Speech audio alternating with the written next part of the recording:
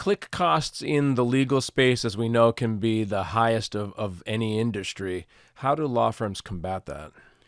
Well, AI SEO and SEO in general are risk mitigation in a way because if you're totally dependent on paying high cost per click, that's a little risky. You want to diversify your ways you get traffic.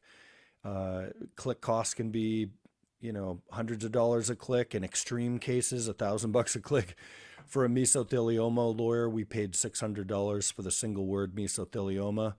But overall, again, SEO and being an authority is how you counterbalance.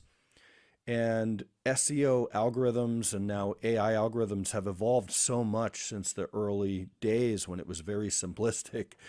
And we'll get into that more in a minute. But yeah, that's one of the main ways is being seen as an authority with your content. So let's define AI SEO. What's the big split between, old school SEO and this new AI search optimization?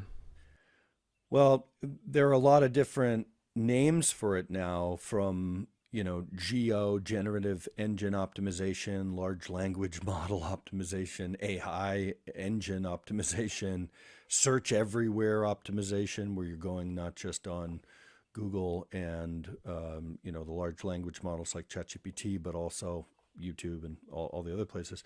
Um, so, um, Old SEO was more tactical with keywords in the right places. Well, from the very early days in the 90s, it was the meta keyword tag, and then of course title tags and meta descriptions and things like that are still used, but that was so critical to early SEO. Like you just did title and meta tags and some backlinks. And we had examples where we were doing just that and ranking amazingly. But over time, again, as the algorithms got more evolved, it's become more of a focus now on EEAT, which is Google's acronym for experience, expertise, authoritativeness, and trustworthiness. And what that basically means for a law firm is you can't just think of your SEO as like, either trying to trick Google or even just like a methodical list of stuff to do. You have to think of it like build your brand and your thought leadership and be recognized as an authority, especially in, law firms and finance, places where Google calls it your money or your life. Like you could, a bank, if they gave the wrong information, could bankrupt someone if, they invested poorly, or a lawyer could, cause serious issues with not doing a good job with lawsuits. So it's hypercritical in the legal space to think about EEAT and how you're positioned as an authority, and that wasn't as critical in early SEO, and that's true right now both for Google and Google AI, but also ChatGPT and the various large language models are looking at various signals of authority, and then structured data. So, the way you put like a key takeaway at the top of your page now to help AI grab a little quick summary of say, a blog post, or how you help someone on a practice area.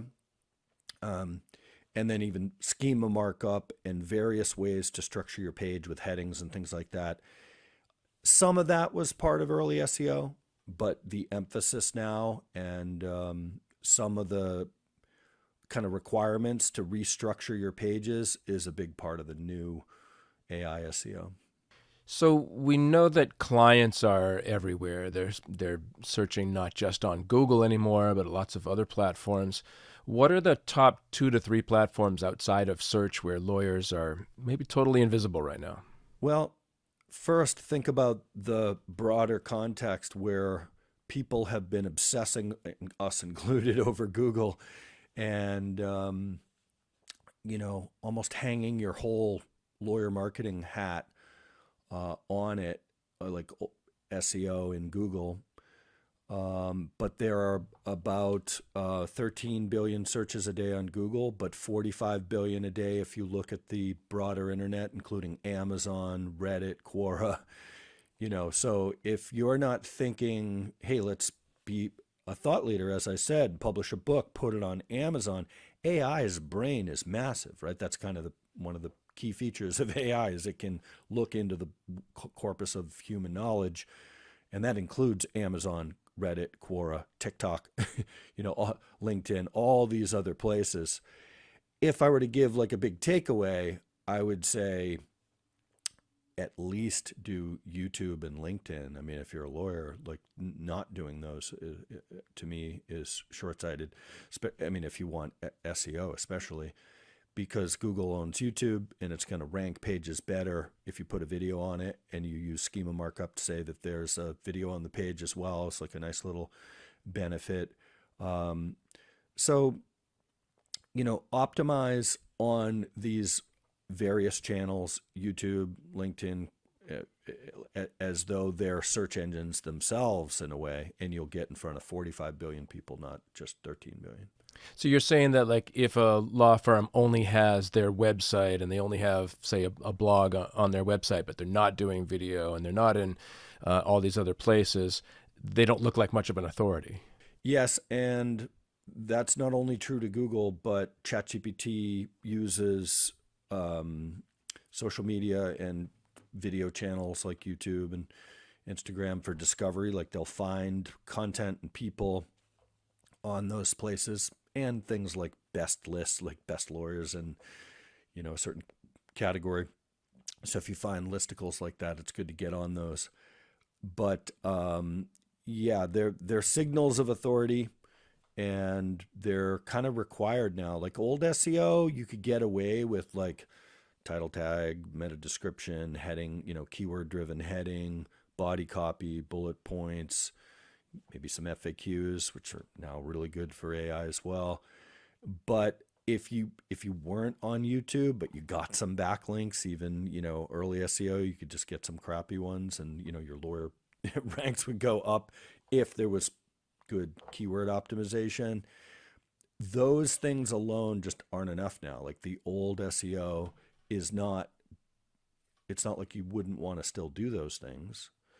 It's just that alone they don't equal the full power of what's required to impress the new Google and the new, like engines like a large language model. Is churning out tons of generic content a penalty risk now? And what do you consider AI slop in the legal space? So we had a client come to us that said, our ranks going straight down. What the heck's going on? We've been publishing, content.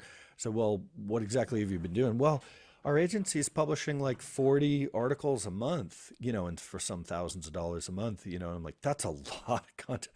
So we looked, and it was at least through originality.ai, which is an important tool to at least factor in. I don't think these tools are perfect, but it's a cool tool to see if it looks like it's AI written content. And we looked at the content, and everything was like 100% score of like likely AI generated. That's when you can trust those tools a little more. We've fooled the tools by writing content and seeing if it thinks it's AI, and sometimes it does. So take them with a slight grain of salt. But if you see some very consistent pattern and you're suspicious that your agency or writer is like overdoing it with AI, check it out, because not only have we seen that tank people that were going up when they were doing things like podcasting and adding original articles, but it can take your whole site down and be hard to dig out of that hole, because Google has a thing called the helpful content system. I think it was launched around 2022, maybe incorporated into the core algorithm 2024. And they've always been kind of about that, is, they recommend adding good, healthy, helpful content, and early SEO, people are like, yeah, screw that. We just get buy some backlinks and we'll get there. And for a time there were loopholes, and you could trick the system, but I just don't think any of that stuff's worth it, including just hitting the Staples easy button, like, oh, made another blog post, hey AI, write an article, boom. And it's not insightful, it's not unique to you, it's regurgitated from AIs grabbing it from all these other sites. I mean, expecting that slop to do well is foolish in my opinion. Doesn't mean you can't use AI methodically to help you in your writing process, even write some of your content. And if you're really skilled at AI, like, SEO deep level, you know, we see some articles ranking that are almost entirely AI, but that's risky if you don't really know what you're doing, because you're more likely to just make a crappy article, and Google's not only gonna bury that page, but it could be a site-wide penalty where your whole site is dragged down, like we've seen many times with various clients. So if a firm is considering shifting their budget around, what should they put their money into in order to move from just getting broad traffic to landing actual high value cases? A little more bottom of the funnel stuff than is typical with SEO. So a lot of SEO over the years built up to where, oh, we don't just need keywords in the pages, we need to blog. And it was like 500 word blog post. Then it was like, oh, they need to be like 750, then 1,000, then 1,500 word blog post. Things escalated to the point where I was wondering a few years ago, like, when is this going to stop? Like, we're writing such long, deep content. Like, is there any end to this? And then AI kind of did shift that a bit, because now people can, even if they're not just generating the content with AI, but getting assisted, there's a lot more content out there. But I think that makes practice area pages and case studies and your Google business profile way more important, because what's not going away is when people search for, a lawyer in this town, um, you know, you're unique because there's only so many, say, medical malpractice attorneys in Cleveland, Ohio. So that's easier winning in SEO than, what are the side effects of pitocin, or some birth injury situation. It's not that I don't recommend writing blog posts about the top of the funnel.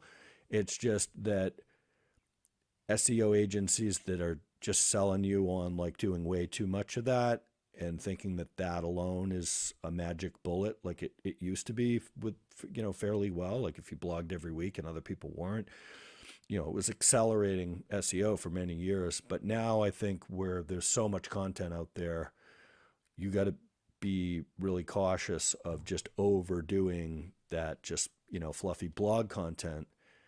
And it's a kind of a deeper conversation, but it does tie to something I should just mention, that you now need to audit your entire content archive. Your practice area pages, your case studies. Do you work in certain industries? All of your blog content, keep it updated, keep it fresh. It's got to load in like 2 seconds, certainly under 3 seconds, or like AI is not likely to rank it. Google won't rank it as well. I've been telling people under 3 seconds. There are some experts out there saying, really shoot for under 2 seconds. But when we look at average law firm sites, they're not always near that. I mean, the good ones are. The ones that aren't are going to have more of an issue ranking. So shifting the budget to prioritize that bottom of the funnel stuff and making a good user experience, not just the traditional SEO stuff. And again, you got to do all of it now. So actually, I think it's sort of good for agencies like ours, because there's just so much to do and to track, not just ranking in Google, but across all these different engines, from Grok to Perplexity and Claude, ChatGPT, Google, Gemini, all this, So anyway, that's a big takeaway. Put major emphasis into those bottom of the funnel pages. Still do the other stuff, but not only.